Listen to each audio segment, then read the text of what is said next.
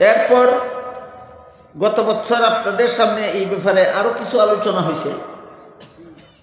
এখন আমাদের যে জিনিসটা বোঝা দরকার সেটা হলো, গত বছরের আরেকটা কথা স্মরণ করাইয়া দিই, সেটা হলো কোন মুসলমান যখন কোন দেশের শাসনকর্তা হয় আর আল্লাহর আইনে দেশ শাসন করে, তখন তার উপর সর্বপ্রথম যেই কাজটা ফরজ হয়, এই কথাটাও গত বছর বলা হয়েছে। একজন শাসনকর্তা, মুসলমান শাসনকর্তা যে আল্লাহর আইনে দেশ শাসন করবে, তার উপর সকল দায়িত্বের বড় দায়িত্ব, সকল ফরজের বড় ফরজ হইল গোটা দেশবাসীকে হালাল পথে জীবনযাপনের ব্যবস্থা দেওয়া। গোটা দেশবাসীকে হালাল পথে জীবনযাপনের ব্যবস্থা করে দেওয়া, এটা মুসলমান সরকারের উপর সবচেয়ে বড় ফরজ, সর্বপ্রথম ফরজ। মুসলমান দেশের সমস্ত জনগণকে হালাল পথে জীবনযাপনের ব্যবস্থা করে দেওয়া সরকারের উপর সকল ফরজের বড় ফরজ, সবচেয়ে বড় ফরজ। বুঝে থাকলে বলেন, সরকারের উপর সবচেয়ে বড় ফরজ কোনটা? দেশের জনগণকে হালাল পথে জীবনযাপনের ব্যবস্থা দেওয়া। এই কথাটাও গত বছর সবিস্তারে আলোচনা হয়েছে। এরপর আমাদের যেই কথাগুলি বোঝা দরকার সেটা হলো, এমন দেশে সরকারের কাছে জনগণের কি কি অধিকার আছে আর জনগণের কাছে সরকারের কি কি অধিকার আছে। সরকারের কাছেও জনগণের কিছু অধিকার আছে, পাওনা আছে, পাওনা। আর জনগণের কাছেও সরকারের কিছু পাওনা আছে। পাওনা দেয় না, পাওনা কিছুই জানে না, বুঝে না, এমনি বুটের ঠেলায় সরকার হইয়া যায়। গদিতে বসা থাকে যুগের ফুল যুগ ধরে, অথচ এখনো শিখছে না জনগণের কি কি পাওনা আছে তার কাছে। রাজনীতির দাগ খায়, রাজনীতির ঠেলায়, রাজনীতির আন্দোলনে গদি দখল করে, কিন্তু শিখছে না জনগণের কি কি পাওনা আছে তার কাছে।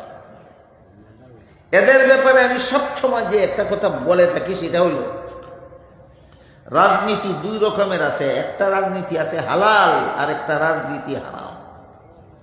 আমি পরিষ্কারভাবে বলতে চাই, আপনারা যারা যারা কোনো না কোনো দলের সাথে মিলে রাজনীতি করেন, আপনি হালাল রাজনীতি করেন না হারাম রাজনীতি করেন, এটা যেন মনে থাকে। যদি হালাল রাজনীতি করেন তাহলে এই রাজনীতি আপনাকে জাহান্নামে নেবে না।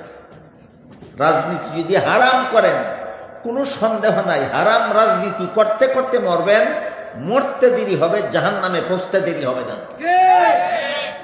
কাজে জানা দরকার নেই কোন রাজনীতি হালাল আর কোন রাজনীতি হারাম, জানা দরকার। যে রাজনীতির দ্বারা জনগণের অধিকার রক্ষা হয় সেই রাজনীতি হালাল।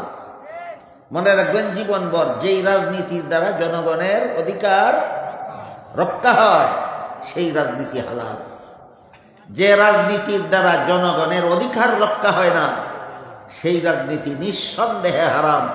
এই রাজনৈতিক দলের সদস্য অবস্থায় তুমি মরবা, মরণের সাথে সাথে জাহান্নামে যাবা, তুমি হারাম রাজনীতি করতে করতে মরছো।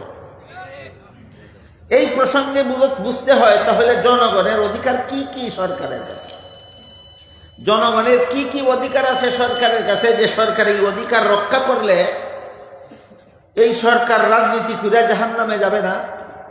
জনগণের কি কি অধিকার আছে সরকারের কাছে, যে অধিকার রক্ষা না করলে জনগণ এই গদির থেকে মরব আর মরণের ভর থেকে জাহান্নামে যাবে। এই অধিকারগুলি বোঝা দরকার কিনা?